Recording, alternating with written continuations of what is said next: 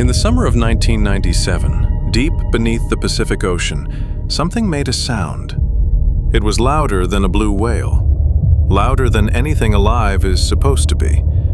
And it came from a place no light has ever touched, the bottom of the sea. Machines built to listen for war heard it. Two of them, more than 3,000 miles apart, the same voice rising out of the dark. Scientists gave it a name. They called it the Bloop.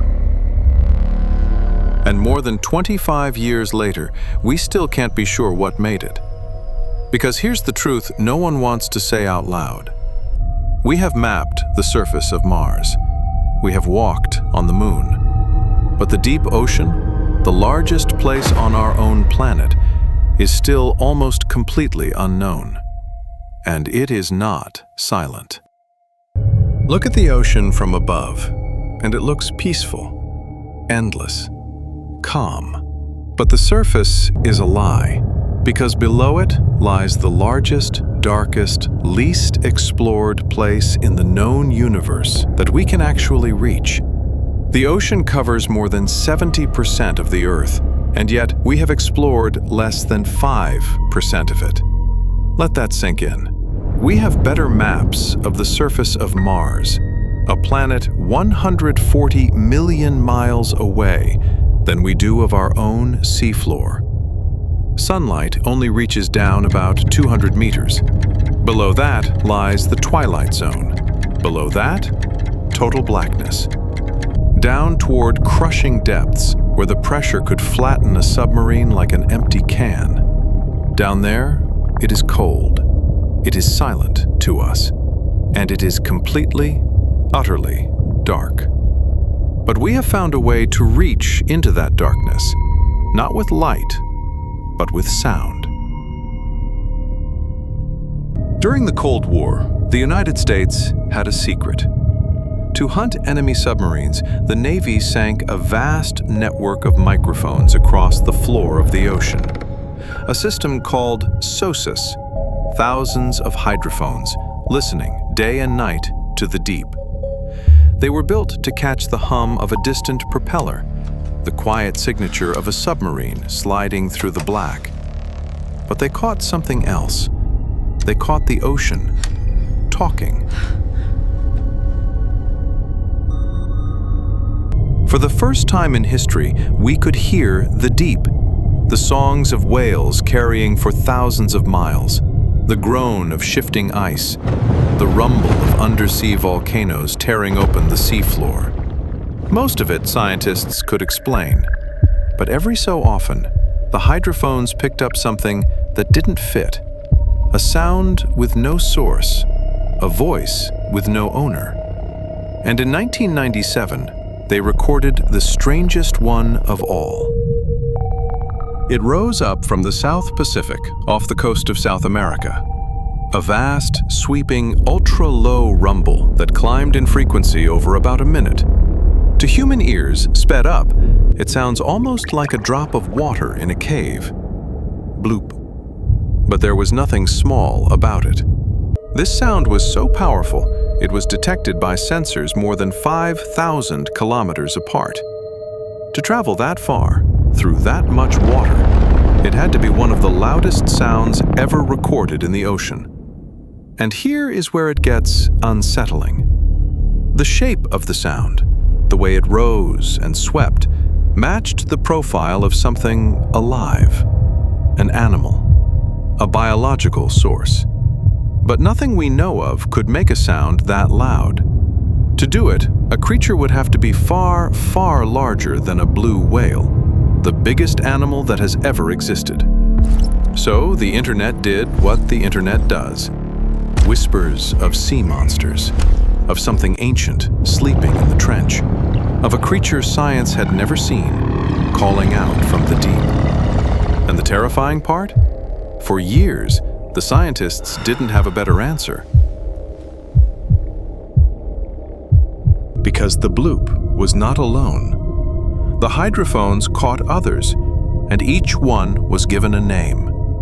There was Julia, a strange, moaning sound recorded in 1999 that lasted for nearly a minute, coming from somewhere near Antarctica. There was "slow down," a sound that slowly faded over 7 long minutes, again and again, year after year. There was "upsweep," a rising chorus of sound first detected in 1991 that never fully stopped. It's still down there, still going, and to this day, its source has never been confirmed. And there was the sound they simply called the whistle. Each one recorded once, or a handful of times, from the empty dark. Each one just outside the edge of explanation. Voices in a place where nothing should have a voice. The ocean was speaking a language we had never heard, and we were only just beginning to realize how little we understood it. But one of these voices was different, because this one wasn't a mystery of what made it. It was a mystery of why it was so terribly alone. Somewhere in the North Pacific, there is a whale. It has been singing for decades, and no one has ever seen it. We know it only by its voice, because that voice is wrong. Every blue whale sings at around 10 to 40 hertz. Every fin whale, roughly 20. It's how they find each other across the vast emptiness of the sea. It's how they say, "I'm here, are you?" But this one whale sings at 52 hertz, a pitch far higher than any of its kind, which means that when it calls out into the dark, no other whale answers. It has been calling for decades, in a voice its own species may not even recognize. They call it the loneliest whale in the world. It is still out there, somewhere, singing a song that no one will ever answer. And it is a reminder of a haunting truth. The deep ocean is full of sounds, but it is almost empty of ears that can understand them, including ours. So what is making these sounds? For the bloop, scientists eventually offered an answer. After years of listening, they matched its signature not to a monster, but to ice. Vast icebergs breaking free and cracking apart in the frozen seas near Antarctica. A violent groan called an icequake, powerful enough to shake the entire ocean. It's a good explanation. It's probably the right one. But notice what that really means. The most likely source of the loudest mystery sound in the sea is a force so enormous it can be heard across an ocean. That's not comforting. That's the scale of the deep. And not every sound has been solved. Some are still debated. Some may come from undersea volcanoes we've never mapped. Some may come from geology we don't fully understand. And some we simply don't know. Because here is the honest limit of all of this. We have hydrophones in only a tiny fraction of the ocean. Most of the deep sea has never been heard by human instruments at all. Not once. 95% of it remains unexplored, unmapped, unheard. Whatever else is down there, making sounds in the dark, we haven't recorded it yet, because we've barely started listening. We like to believe we've conquered our planet, that there's nothing left to discover, that every corner has been mapped, named, and understood. But that's not true. Right now, as you watch this, the deep ocean is still down there, still cold, still black, still crushing, and still full of sounds we cannot explain.